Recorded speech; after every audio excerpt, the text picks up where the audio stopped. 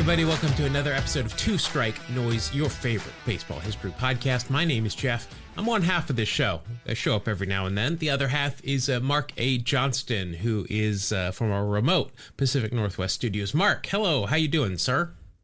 Oh, my goodness. It's good to be back in the Two Strike Noise captain's chair. Yeah, we're back. It's been a couple of weeks. We apologize. Just a little real talk here before we get too into this. Address why we were gone for a couple of weeks. That is my bad. It's on me. Got some things going on in my personal life. And if you listened to the show before, you know I'm generally teetering on an emotional breakdown with my mental health. So this one's on me. But we're back. We got a show this week. We will try to kick as many of these out as we can. I'm going through some stuff right now. So we appreciate everybody that listens, obviously, anyway. But just, I apologize. I'm trying to work through it. But, Mark, I want to talk about some baseball because I haven't really got to do it for a couple of weeks. So I'm excited to talk baseball. This is good. So I have a new rule proposal. Should I ever become commissioner? Like, I've said before, first of all, home plate umpire is not allowed to call check swings. He's got to appeal. That's one of them. I think that they've loosened it up this year, but the runner's lane to first base that's in foul territory at the base is in fair territory. That's going to go away too. But this is my new one. Each team only gets one intentional walk per game. So last night I was watching the Angels-Dodgers game. It went into extra innings with a runner, with the runner on, the ghost runner. They intentionally walked Ohtani. So Mookie Betts then came up, hit a 3-run home run anyway. But I want to see Ohtani hit, right? Same things happen whenever Aaron Judge comes up. If there's a base open, they're getting walked like all the time, and it's boring. I don't care for it. I also think it'll speed up the game. It'll increase offense, and it'll be more exciting.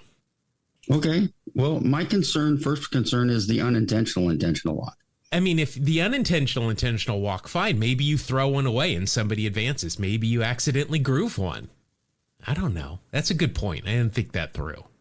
Well, I mean, you have a great point in that those situations we want to see specific batters come up, and then we've been waiting all game to see, Aaron Judge come up in a point where where the game's on the line.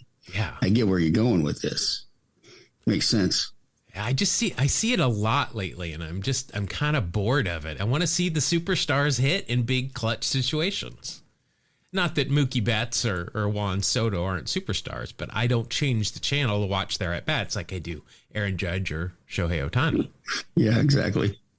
This was really interesting to me. It is a list of the stolen base leaders in the 90s.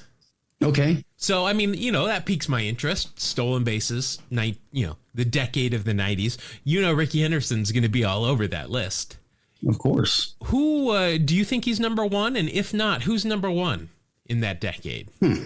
Well, that's a good, I don't know, man. I would still, honestly, I'd have to go with Ricky. Yeah. I mean, obviously during the 80s, he stole like 7,429 bases. In the 90s, he was a little bit older, still played the entire decade, but he came in second in this list of stolen bases in the 90s. No kidding. I'm guessing a lot of people might be thinking Kenny Lofton. Third. Right. So Ricky had 463. Kenny Lofton had 433. The stolen base leader for the decade of the 90s is none other than Otis Nixon. You gotta be kidding me. I'm not. He had 478 stolen bases compared to Ricky's 463. So 15 more stolen bases than Ricky Henderson. Wow. Now, I thought, okay, well, Ricky was getting older at that point. But Ricky and Otis Nixon are the same age. Ricky is 2 weeks older. So, that shocked me. I always think of Otis Nixon. I think maybe it was the cocaine, made him look like he was always 50. He did look, how do you say it? He has a weathered look. An interesting face. Yes. So I always just assumed that he was really old. But right. Well, I mean, he was. I kind of thought the same thing. Man, he's quick for such an old dude. Yeah, and he's like 21. Right. I'm not even sure. I couldn't even tell you off the top of my head when Otis Nixon was a rookie. 1983.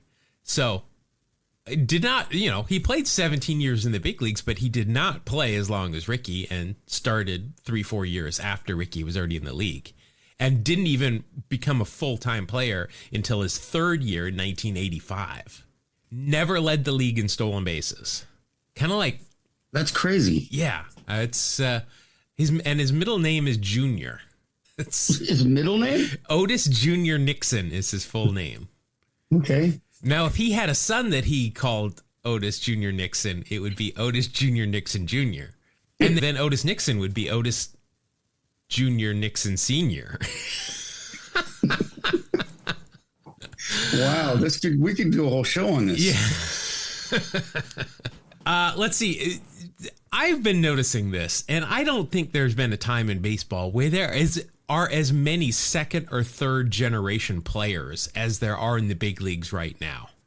Yeah, there's quite a number of them. That's a great point. So I saw this the other day. The Nationals called up Darren Baker, who is Dusty's son. He is the one that almost got run over in the World Series in the early 2000s. And I think it was JT Snow. JT Snow, yeah. Yanked him out of the way. So there are 22 that I could count. I do not know that is the official number. There might be a couple I'm missing. 22 second or third generation players in the big leagues right now.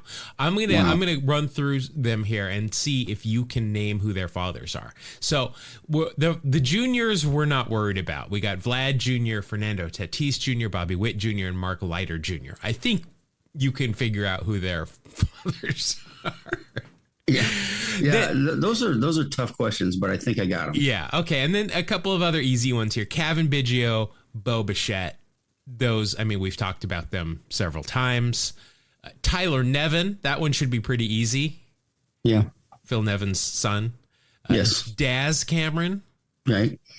Mike Cameron's son. There you go. And then Jacob Wilson. Willie Wilson? No. Now I know this one because he's all Tyler Nevin, Daz Cameron, and Jacob Wilson are all on the A's. Jacob Wilson was their first round draft pick last year. He is Jack Wilson's son. Oh, okay. So here's another one, easy one. Jackson Holiday. Yes, one of the holidays. Doc. Billy Holiday. No, Doc. Oh, okay. One of those holidays. I'm sure Braves fans are not enjoying all the holiday time. Yeah. Let's see, Cody Bellinger. I always get him confused. I get his father confused with there was a Bellinger on the Yankees in like the 2000s, which is not the right one. This one I saw, I didn't know that he was this guy's son, but I know who his father is. Gavin Sheets. Andy? Larry Sheets. Larry dancing in the sheets. Larry, I remember him. Yeah, I remember him with the Orioles for some reason. That might have been where he was most. I don't know, but Cal Quantrill. That was Quantrill's a pretty. Quantrill, yeah. That one's pretty. Hunter Harvey. A lot of relievers. Hunter Harvey's a reliever, and his father was not Steve Harvey or Paul Harvey. This wasn't Paul Harvey? No, it was not. That's not the rest of the story. Brian Harvey is his father. Zach Plesac. That one should be pretty easy. Yeah, it's not too tough. Now, this one, I texted you because he showed up against the A's, and it was Brandon Liebrandt. And I'm like, yes. Liebrandt, that's a pretty, it's not a super common name, but, like Otis Nixon, I thought Charlie Liebrandt, the first time I saw him, was 474 years old. So I'm thinking, that can't be his son. That's got to be like his grandson. But no, it's Charlie Liebrandt's son is in the big leagues.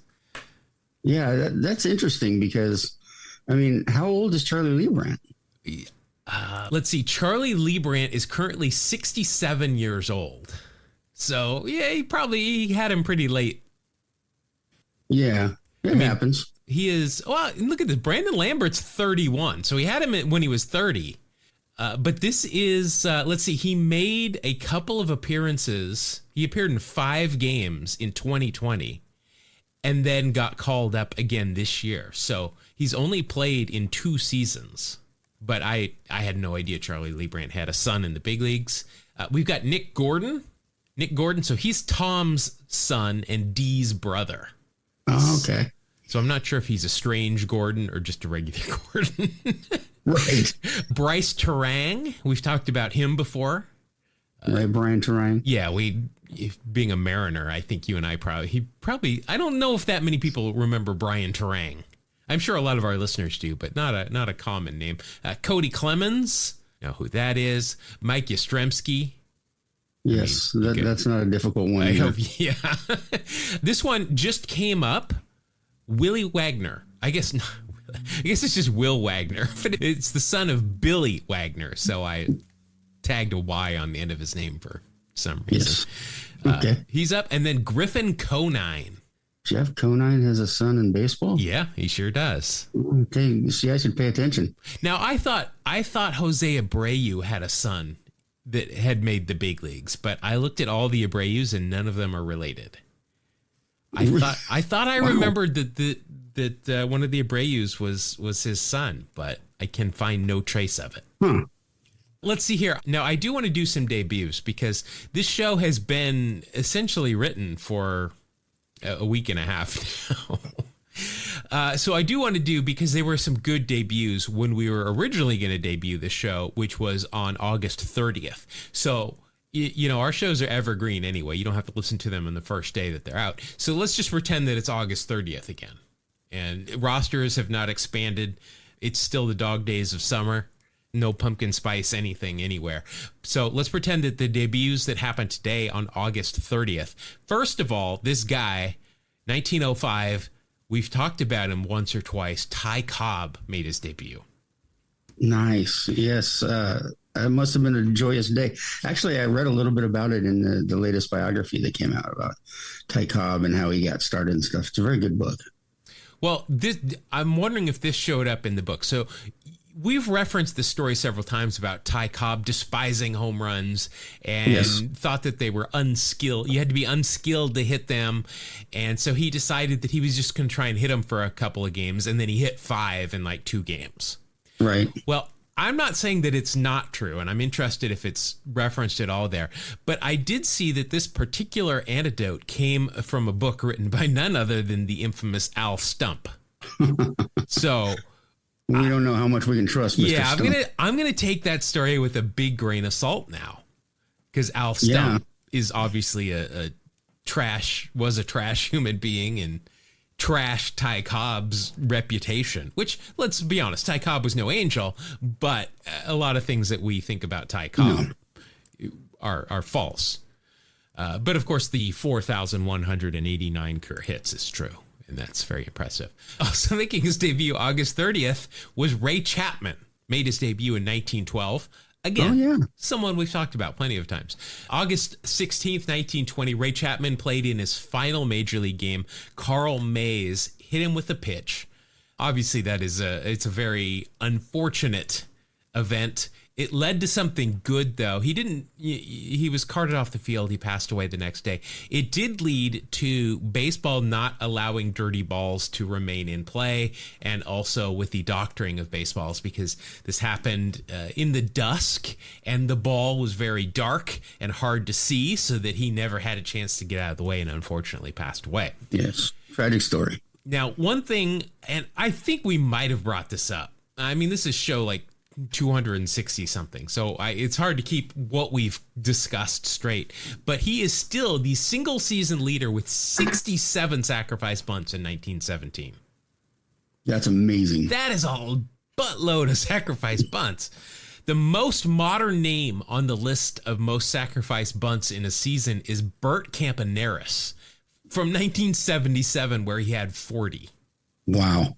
Jay Bell is the most modern name in the top 100, and that's from 1990 when he had 39.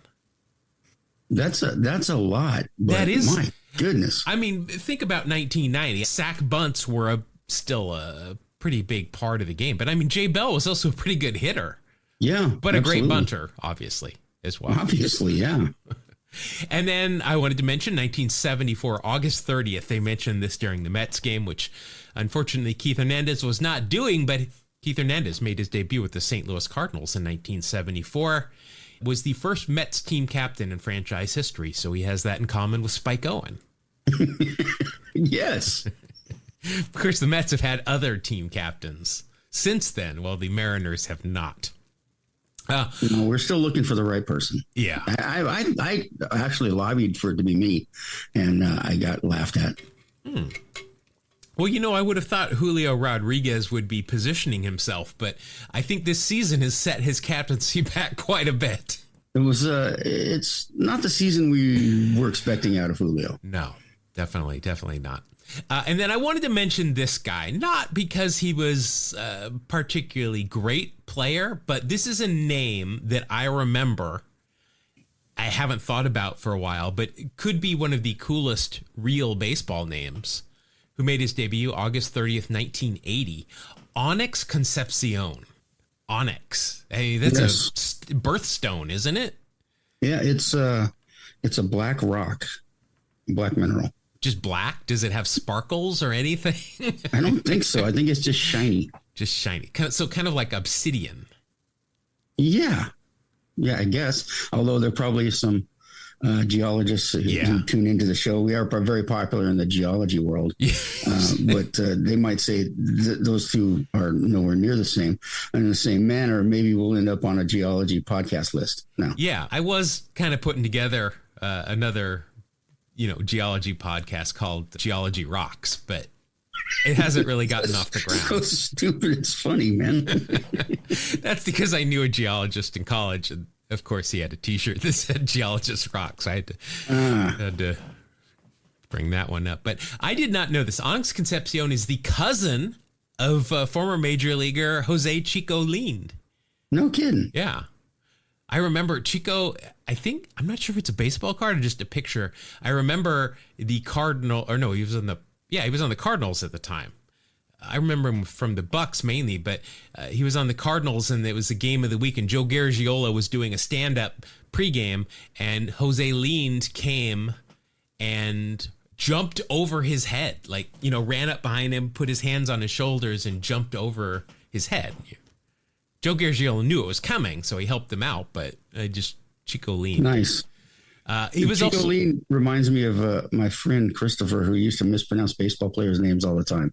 He'd read them off of a baseball card, and he goes, "Hey, who's Joe's Lind?" Which is my second favorite of his. My favorite was Raymond Martinez. It's like Chai Rodriguez. Exactly. Let's see. Concepcion was on the Royals team that won the World Series in 1985. He scored the game-tying run in the bottom of the ninth inning of Game 6 on a single by another great name, Dane Iorg. Nice. Dane and Garth. Party on. I'm wondering why Wayne's World. It could have been Dane's World. Oh, my gosh. How are we just discovering this now? And the Iorgs played for the Blue Jays, and Mike Myers is Canadian. How did he miss this? I don't know. That's crazy. Wow. I mean, but we should run with it. Yeah. Let's do a reboot, but it's going to be Dane's World. Okay. So that's it for, again, those are debuts from August 30th, because we're a little bit late here. I just wanted to mention those. So there we go. That's going to do it for the BP segment here. We'll let the ground crew come out and do their stuff. All right, so we've got a couple of stories here. I wanted to talk about, first of all, this week, Mark, Alex Verdugo. I mean, who doesn't want to talk about Alex Verdugo anyway? This hit kind of close to home for me, and I'll tell you why here in a little bit. But Alex Verdugo has been playing with his fingers and palms all taped and wrapped up here because he's been having some sort of allergic reaction on his hands, which I don't know if you've ever held a baseball bat before, but you hold them in your hands. And so this is not ideal to be painful. His allergic reactions were traced to two chemicals found in his batting gloves. Those chemicals were cobalt and chromate. According to Verdugo, chromate is used in curing the leather, and cobalt is in the dyes that are used to color batting gloves. So specifically, Verdugo wears Franklin batting gloves, which is what I always have used throughout when, softball and now playing baseball, I use Franklin because that's what everybody used except for Ricky Henderson when I was watching baseball in the 80s and 90s, right? I mean, Franklin batting gloves were kind of what everybody essentially had, and they looked cool as heck. Still do. Absolutely. It's very rare, but the tattoos that Verdugo has, which he has a lot of, are made of metal ink, and you can actually get a tattoo allergy to them. Your tattoos can become allergic and irritate your skin. Only 2% of the population, though, is allergic to cobalt, while 6% is allergic to chromate. So this article has a lot of information about batting gloves that I found interesting, so I'm going to read it, whether anybody else does or not. But the first batting gloves designed specifically for gripping a baseball bat were made by Franklin in 1983. So, I mean, before that, guys had worn gloves, but they always just wore golf gloves. Right. Especially Mickey Mantle did it, and probably more known was Hawk Harrelson when he was a player, because he didn't think he was playing and went and played 36 holes of golf in the morning and then had to swing a bat and his hands were all torn up. So he wore baseball gloves. So he wore golf gloves. Franklin had just signed Mike Schmidt, third baseman for the Phillies, obviously, to be their company spokesman.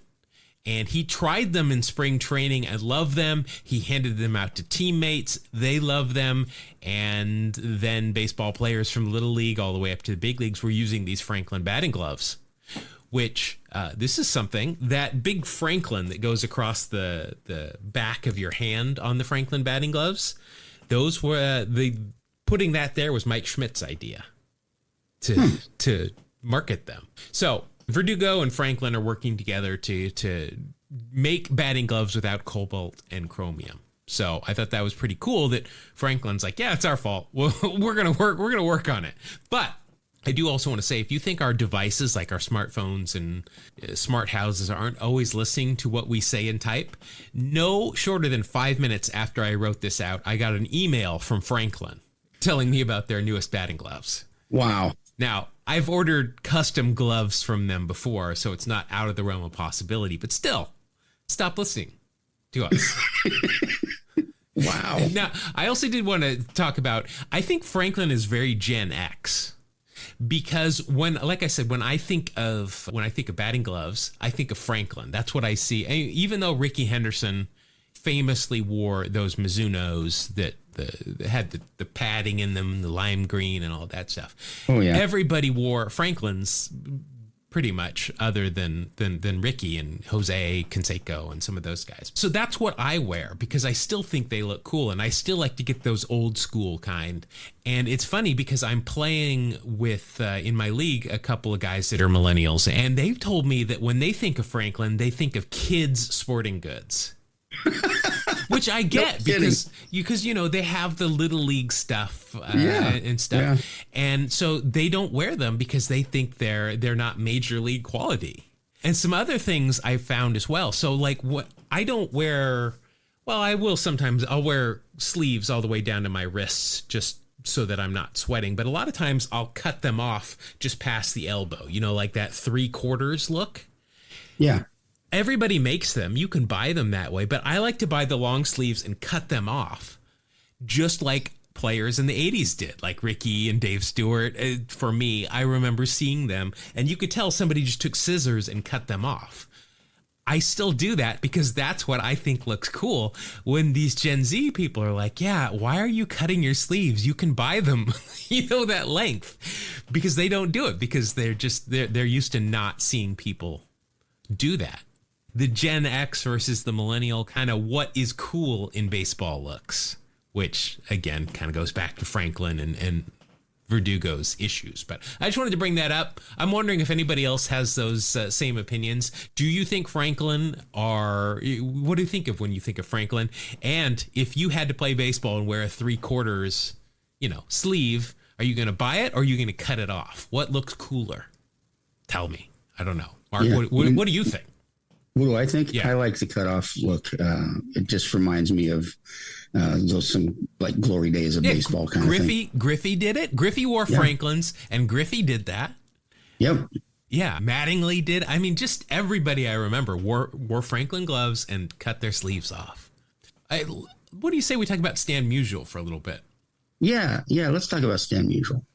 Oh, I've referenced him a dozen times because I'm always repeating that stupid Happy Days line. Stan, the man, is afraid of the dark. And I doubt any of that's true, but in a Happy Days episode about fear, they're trying to make first Richie and then I think the Fonz later. I haven't seen it in a while. Trying to make him feel better about being afraid of something because, hey, Stan Musial's afraid of the dark. Stan, the man, is afraid of the dark. That's all I've ever brought up. And so I thought, man, let me take a look at Stan Musial's career. And I come to find out this guy is absolutely one of the greatest ball players. I mean, we all knew Hall of Famer, great ball player, but my gosh, I decided to compare him to some modern players and take a look and see where he landed. And I think you'll be impressed. Before we get too into the weeds on that, it was the Fonz. He was afraid of something. Yeah. Do you remember what it was? No. He was afraid of liver. Wow. That's just a quick Google search here. Is that Fearless Fonz? Okay. He had a phobia. I'm sorry. He had a phobia of liver. Fonz was apparently, he injured his knee and didn't want to get surgery because he was afraid it made him look uncool. So that's why apparently they told him that Stan the Man was afraid of the dark. See, I think having surgery makes you look cool. Scars. I guess it depends on the surgery. Chicks dig scars. Yeah. So anyway, Stan Musial, let's take a look at that. Just first of all, let's look at his wins above replacement. All right. He has got the 11th best WAR of all time. And if you take out Clemens and Bonds, he's got the 9th best. So among, players who didn't cheat, he's way up there with 128.5 career WAR. And just to reference that, Ted Williams is 121.8. And I should know this off the top of my head, but what is Ricky Henderson? Ricky Henderson is 111.1. Well, see, you've got it all. 19th of all time. Okay. Yeah. So not a bad WAR. 475 career home runs. That ranks up there with, let's see, Chipper Jones has 468. Lou Gehrig with 493. So 475 career home runs, 3,630 career hits. RBIs. This one kills me. 1,951 career RBI, ranks up there with above Willie Mays, who had 1903, and below Babe Ruth, 1,983. Scored a few runs comparatively. Let's take a look. Albert Pujols, 1,914. Stan the Man, 1,949. The OPS, which is a stat that I have grown to love. OPS career 976. Wow. Just behind DiMaggio and Mantle with 977. That's for a career too. I mean, career ops. I mean, OPS, I break down OPS as this. I say 700 I consider average. I consider 800, you're going to be an all-star.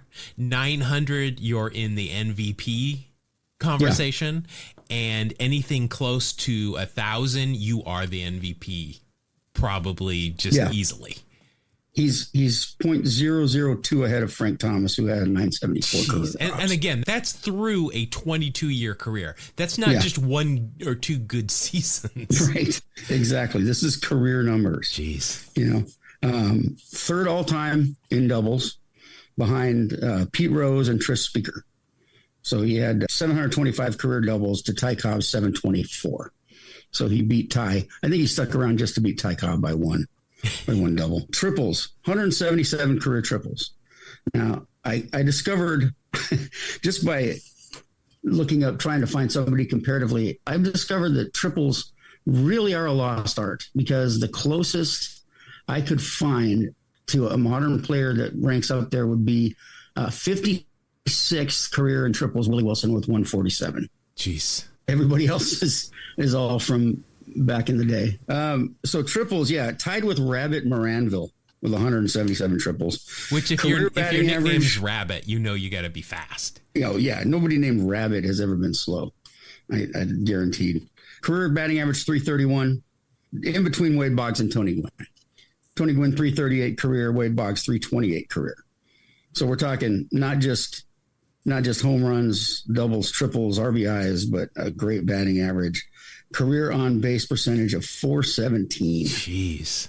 Tied with Edgar Martinez and just .002 behind Frank Thomas. Wow. So we have been doing Stan Musial. We have been unfair to Stan by just talking about how he's afraid of the dark. Stan was and stands as one of the true greats of all time. Perennial all-star, always got MVP votes. We got to do a show on another show on Stan. I'm going to prepare one because we got to talk about his career a little bit more. And he's just one of those guys that we've kind of skipped over, and not really. He's come up, but for as great as he was, we haven't talked about him enough. That's all I'm saying. He doesn't have many pop culture references. I think that's the biggest problem. Yeah. Can you believe somebody that would stay out of the troubles? Yeah. I mean, yeah, we do need to talk about, an all-star every year of his career, except for his first 2 years, right? Tied for the most all-star appearances overall, because there were several years when they played 2 games, as we've talked about before, where he played in both of them. MVP votes. If you look at his BR page, it is just black ink everywhere. Oh, yeah. Yeah, it's amazing. Missed a year serving 45. In the military, came back just like Ted Williams, won the MVP the next year. We've talked about him being from Donora, Pennsylvania, also hometown of the Griffeys, Ken Griffey Jr. What I did find out, Stan Musial went to the same high school and played on the same high school team as Ken Griffey Sr.'s father. No kidding. Yeah, so I thought that was pretty cool. Also ended up with 475 career home runs. It should be 476. He hit one in a game that got rained out and was thusly not. Well, that's hardly fair. Didn't happen. Yeah. He came up. He started his career, not his professional career, but in high school as a pitcher. Pitched only 1 game in the big leagues, though. Yeah, that was a good idea to move him to the outfield. Well, and what happened, I read this, is that it was in the final day of the season in 1952, and the guy that he faced was the guy that challenged him for the batting title. That guy, I think he was a left-hander, and he batted right-handed against Musial. So neither of them really took it seriously, which is good. But I do want to say on Baseball Reference here, it says black ink. He has a black ink total of Baseball Reference of 116, which is 7th best overall. The average Hall of Famer is 27. That's incredible. Gray ink, he scored a 390. The average Hall of Famer is a 144.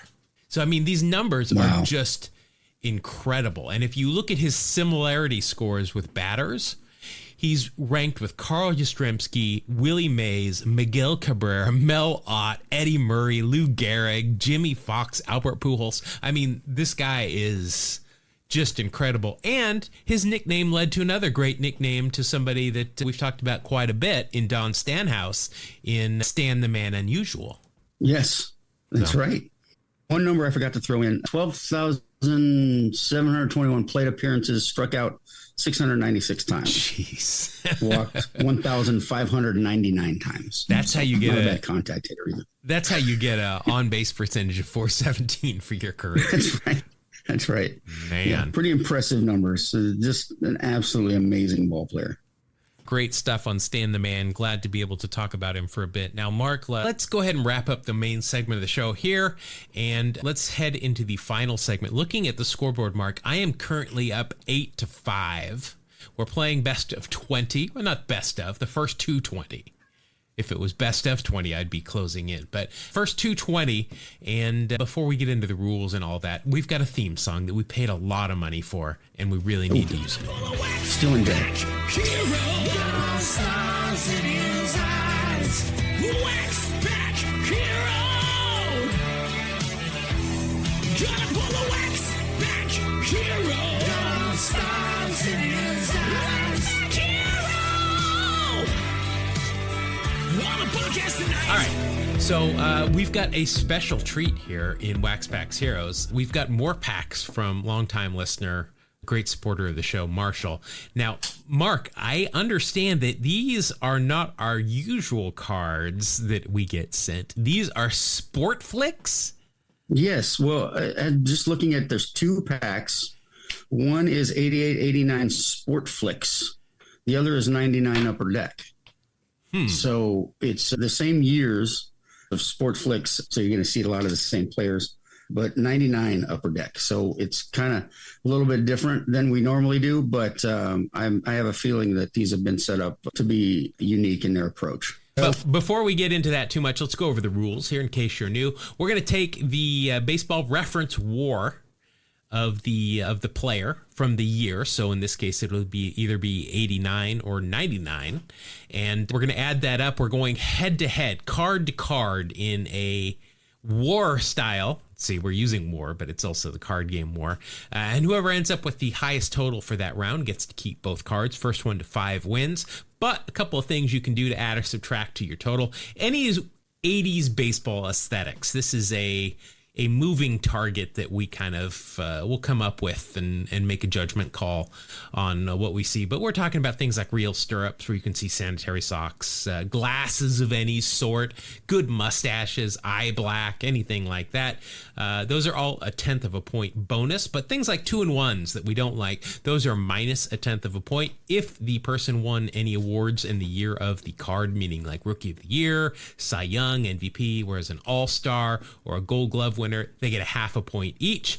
If there's a Hall of Famer on the card, whether they're the focus or not, that's a whole extra point. If Ricky Henderson or Nolan Ryan show up in either card, if Mark draws Ricky or I draw Ricky, it doesn't matter. I automatically get 5 points. Same thing goes for Mark and Nolan Ryan. Any pop culture references we can easily find, that's a 0.5 point, unless it's a Seinfeld, Sabrina the Teenage Witch, or The Simpsons, in which case it's a full point.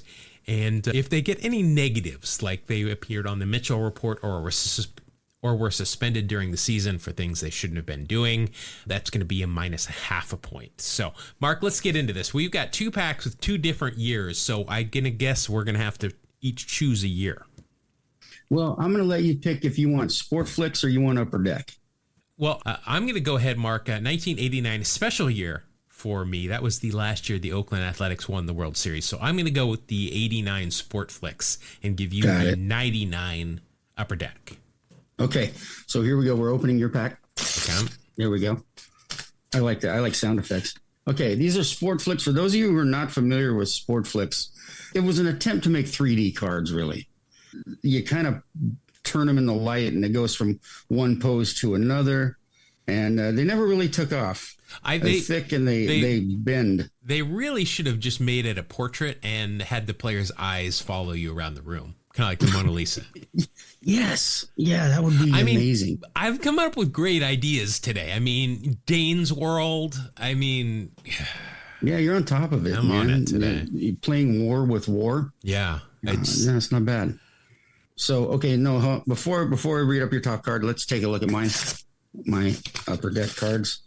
All right, there we go. Looks good. These are cool cards. They have little MVP gold up on the corner.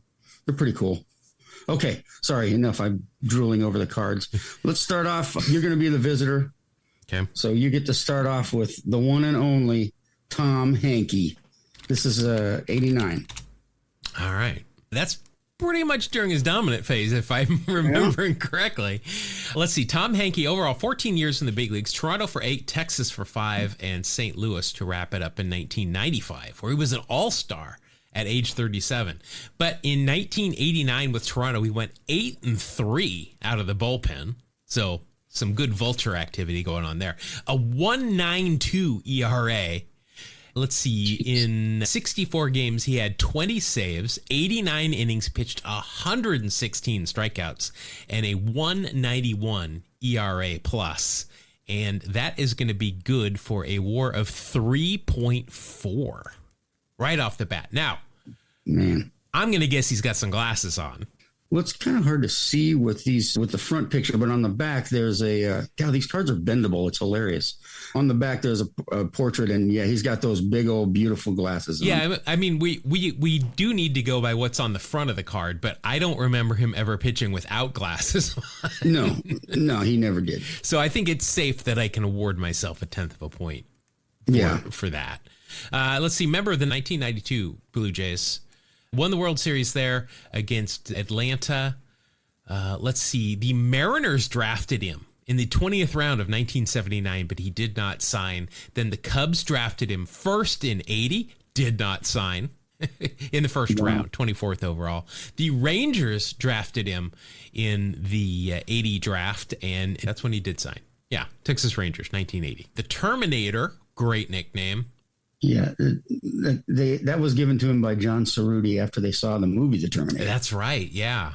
Met his wife at McDonald's. Yes, she was working there. Yeah, very funny. Yeah, we've talked about him quite a bit before. Appeared in a TV commercial for Aqua Velva. So there's a point. Yeah, there's that's a half a point for pop culture. Right. Yeah.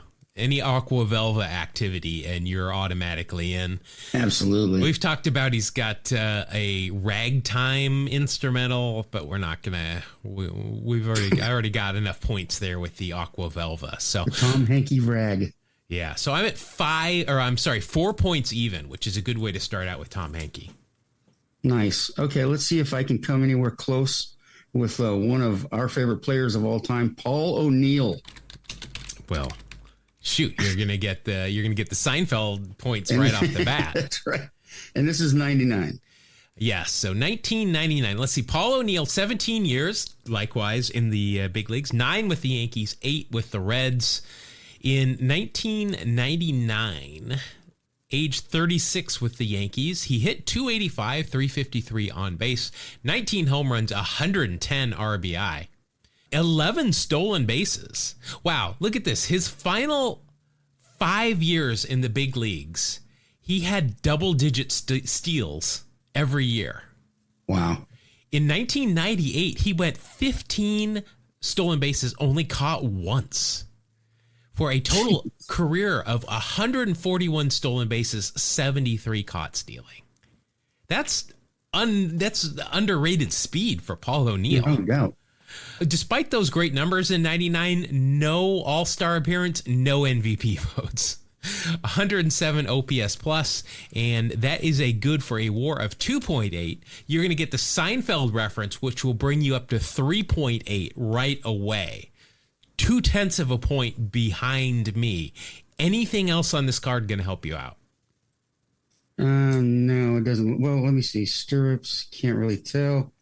No, nothing. No?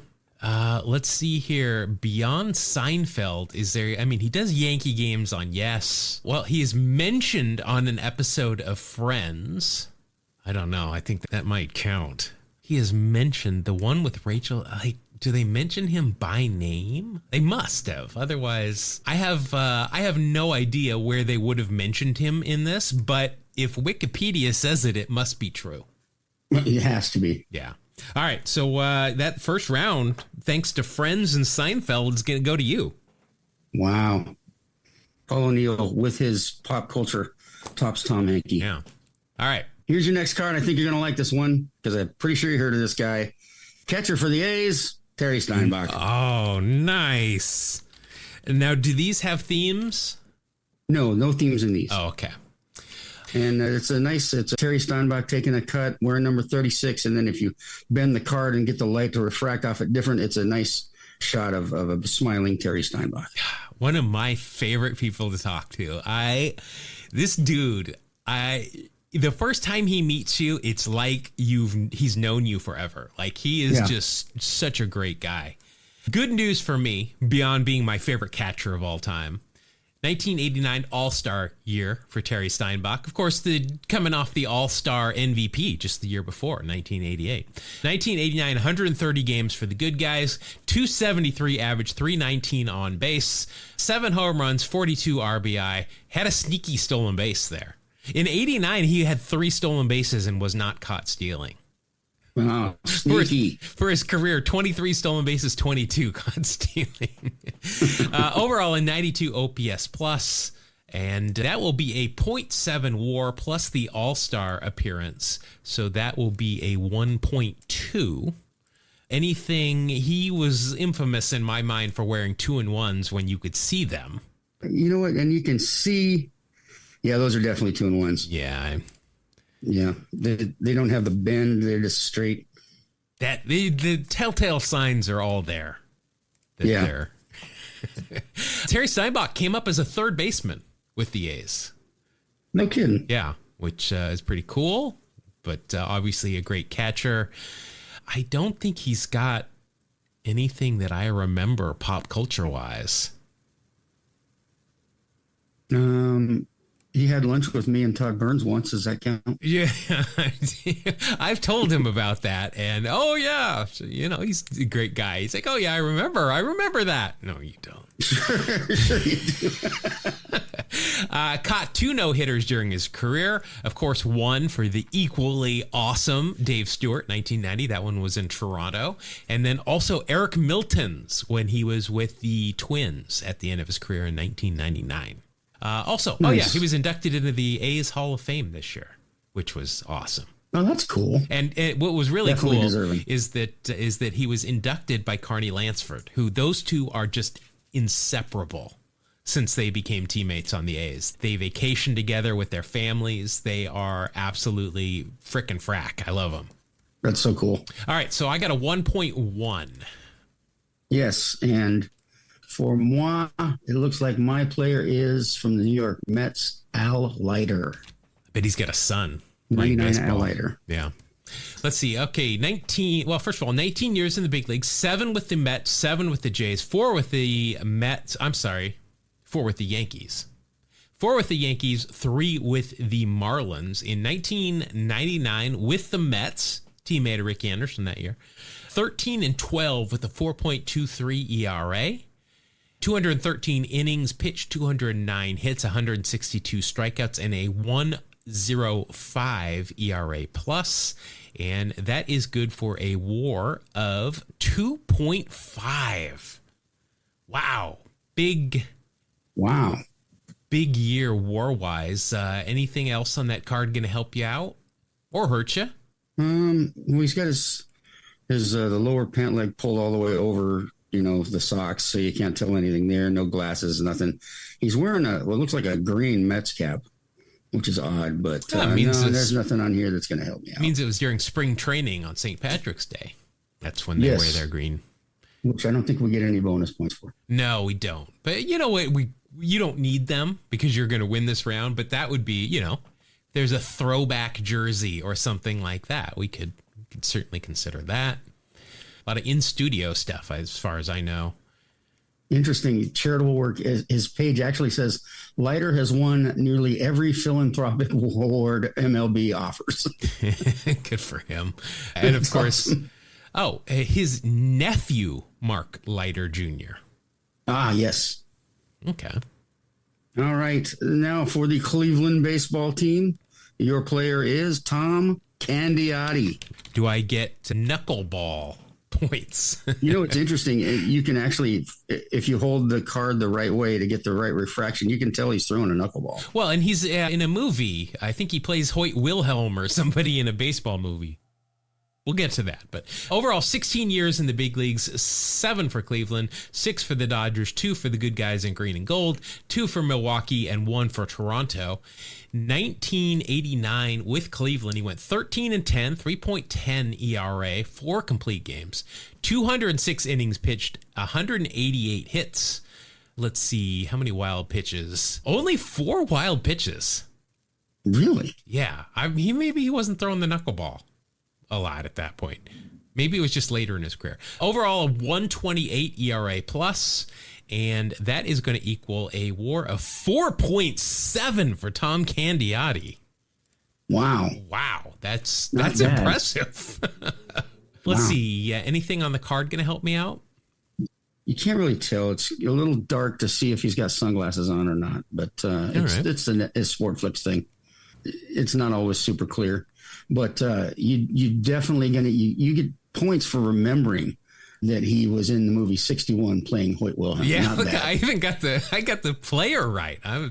I couldn't have told you it was 61. I just remember he played a knuckleball pitcher. Also inducted into the International Bowling Museum's Hall of Fame. Oh, you should get Mitch points for that. Yeah. Or Mookie Betts points. And Yes. Didn't we find another baseball player that was some great bowler as well? Oh, it was Larry Walker, wasn't it? Was it? Yeah, I remember we found somebody recently that was a great bowler as well. I don't know what baseball and bowling have to do, but they're symbiotic. All right, so 5.2, who do you have? I have pulled this guy had a pretty good career, and he played for your guys. His name's Jason Giambi. Oh, yeah. I have mixed feelings on Jason Giambi, but let's talk about the Giambino here. 20 years in the big leagues, 8 with the good guys, 7 with the evil empire, 4 with the Rockies, and 2 with Cleveland at the end of his career. In 1999 with Oakland, got MVP votes, but he was the MVP the next year. Age 28, let's see, 315 average, 422 on base, 33 home runs, 123 RBI. Wow, 105 walks, 106 strikeouts. That's pretty impressive. And overall, a OPS plus of 153. And that is good for a WAR of 5.9. Now, we know he's going to get dinged for steroids. Yes, the Balco controversy. Yeah, so that'll bump him down to 5.4. He did not wear real stirrups, so I'm hoping we can see that he's not wearing real stirrups. See, again, the pant legs are pulled all the way down to the shoe. You can't tell. All right, so you're at 5.4. I have a 5.2.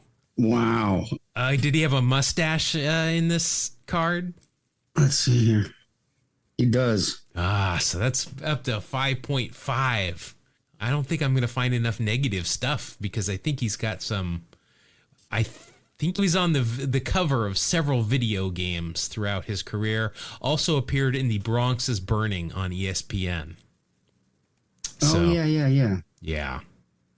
Darn it. All right. Well, that's round 3 to you. 3-0. I'm getting blown out here. All right. Well, this guy is somebody I always enjoyed watching, and I hear he's playing for Cleveland. Brett Butler, fun guy to watch play baseball.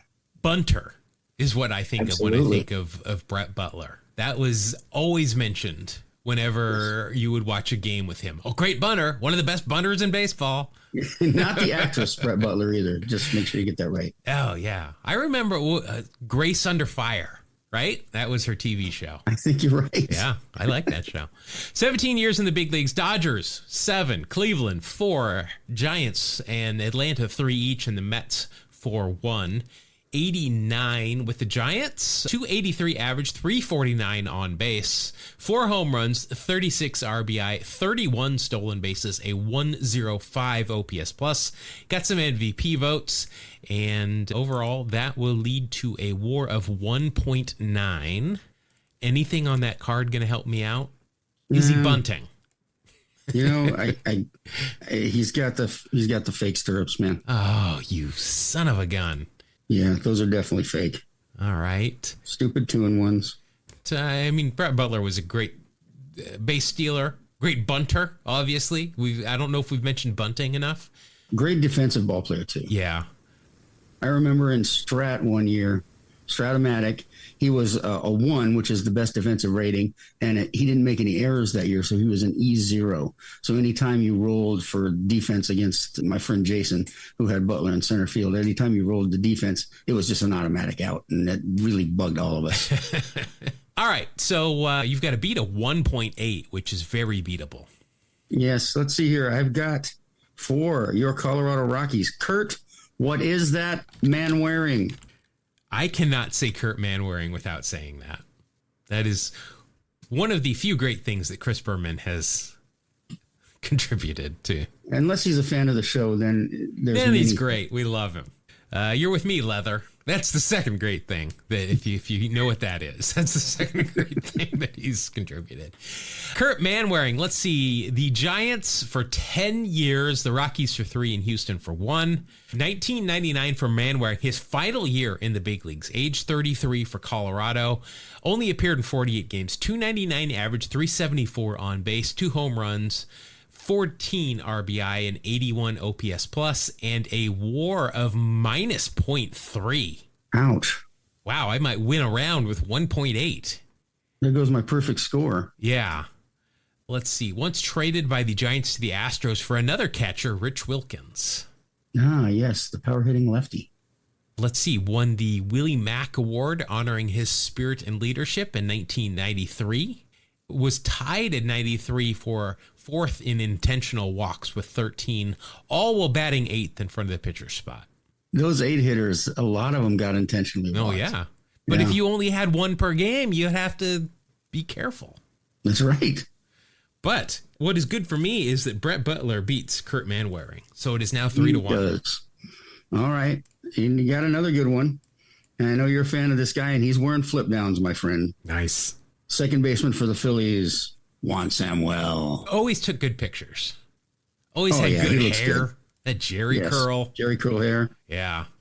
Flip downs. He's, fake stirrups. Oh, well. We'll get to it. 16 years in the big league, 7 with the Phillies, 3 apiece with the Dodgers and Blue Jays, 2 with the Royals and Tigers, and 1 with the Mets and the Reds. 1989, he split time between the Phillies and the Mets.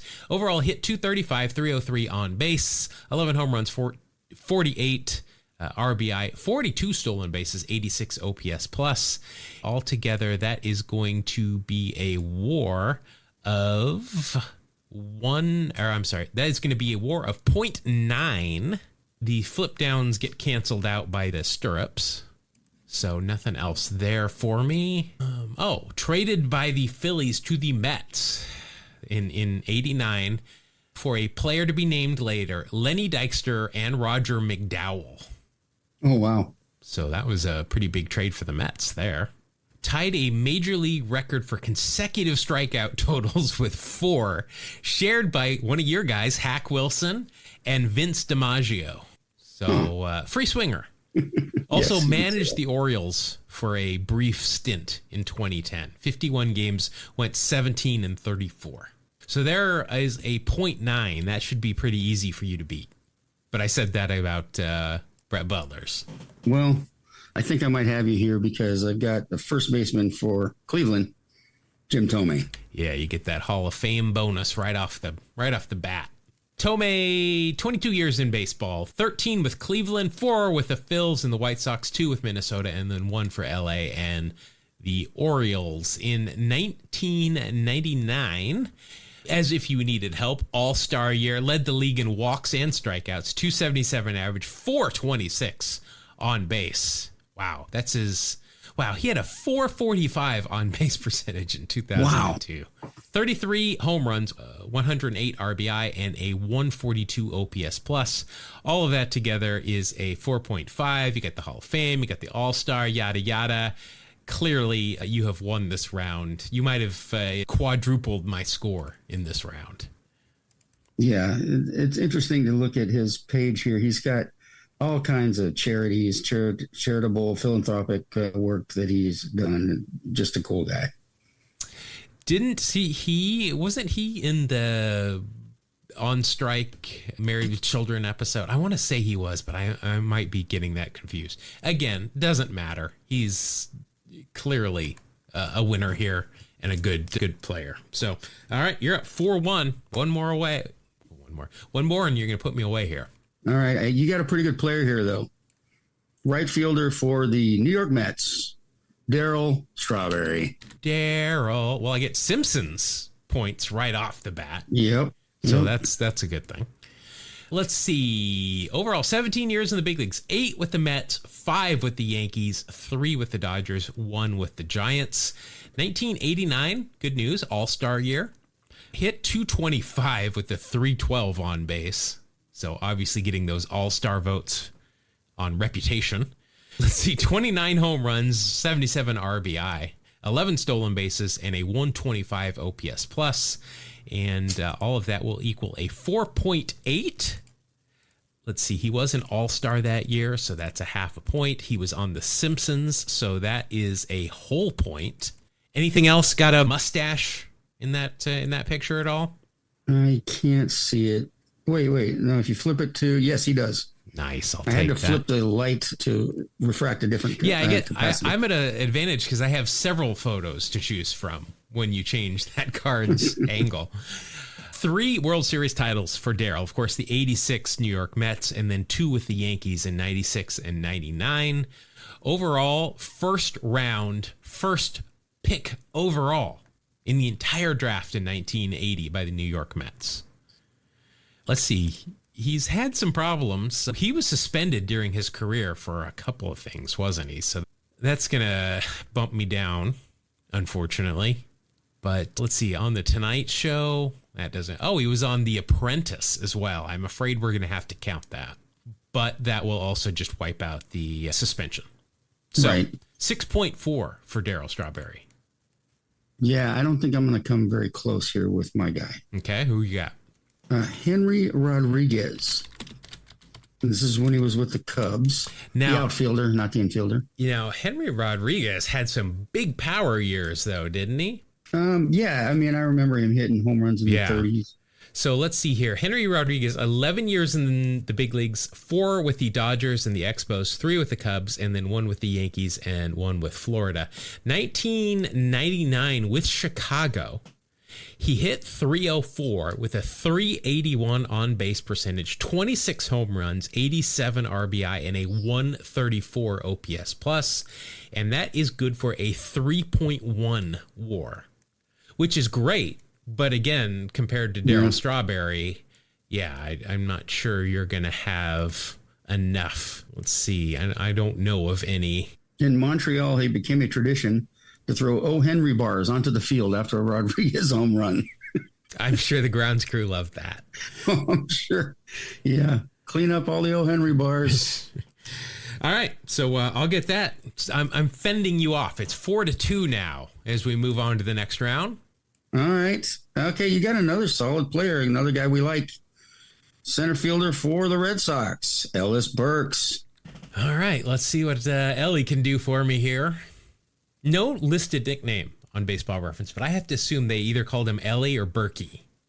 Yeah. Because that's how creative baseball players are. 1989. Oh, first of all, 18 years in the big leagues, 7 with Boston, 5 with Colorado, 3 with Cleveland and the Giants, and then 1 with the White Sox. 1989, 303 average, 365 on base, 12 home runs, 61 RBI, 21 stolen bases, a 128 OPS plus, and that is a 3.5 WAR. Anything on that card going to help me out?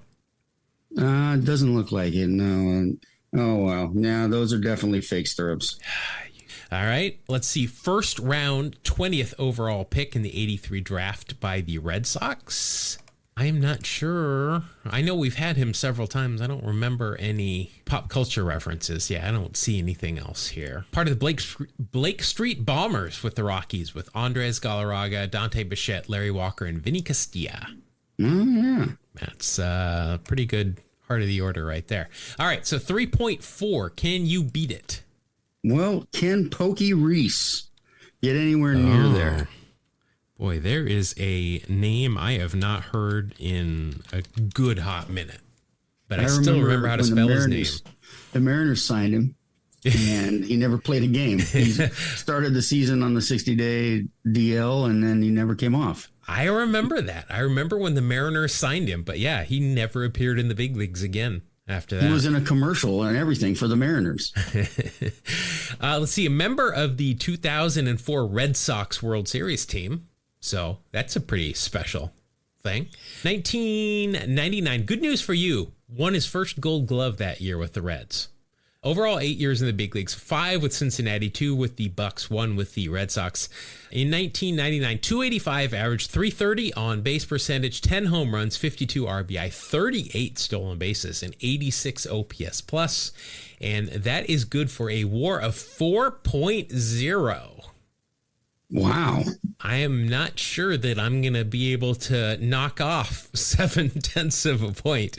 Overall, wow, just the exact same as Ellis Burke's first round draft pick, 20th overall, this time in the 91 draft by the Cincinnati Reds, was once traded to the Red Sox for Scott Hatteberg.